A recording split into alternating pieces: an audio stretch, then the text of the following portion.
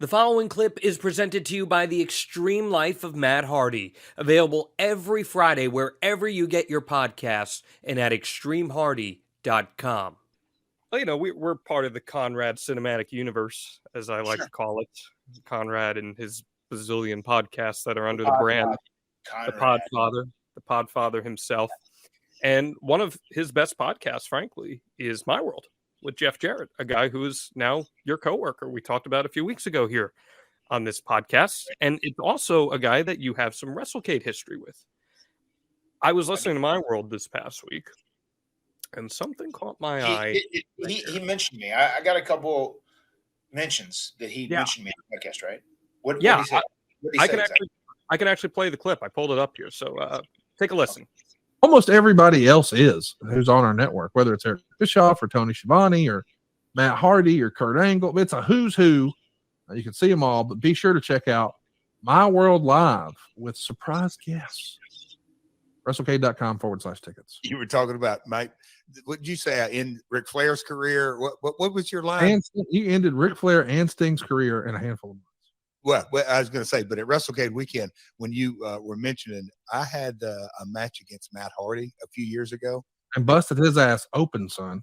That could have ended his career. Jesus, I took his head off. Should have ended his career. Just phenomenal stuff. Let's talk about. So that was a little bit of an offhanded comment. What do you make of that? Well, I think it's no secret. Everybody knows that Matt Hardy and Jeff Jarrett don't exchange Christmas cards, during the holiday season. And that night at WrestleCade, when he busted me open, I can't go into detail how pissed off Rebby was, because instead of driving the 100 miles back home, we ended up being in the hospital all night. So she's not a big fan of Jeff Jarrett in general.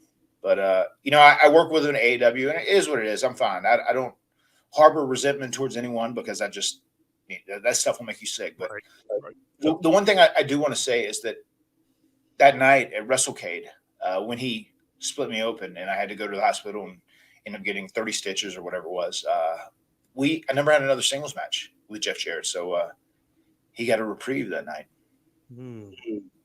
Did you guys ever talk about it? No. I mean, we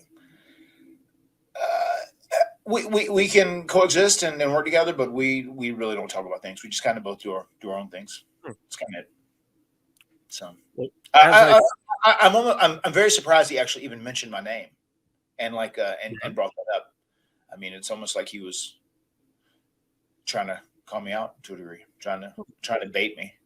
But I'm not going to go in here and say negative things about him, because I'm not a negative person, and the past is the past and is what it is. But he's lucky we never had a return match, because he got a reprieve.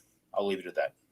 Well, like I said, I think Jeff Jarrett is doing great work right now. He's in great shape. He's going to be on the AEW pay-per-view. He is, John. One thing I will give him credit for, something we have very much in common. We're both survivalists, right? We're like cockroaches. They haven't been able to kill us off yet. We've had long runs in the business, and we always seem to be able to maintain a significant standing in some company at some point. And, we're not afraid to go out and work the indies and bust our ass and reinvent ourselves or whatever. So I will give him credit for that. I mean, Jeff Jarrett is much like Matt Hardy. He will not die. Yeah. I just know you pretty well, and I know you're not the type of guy that would ever really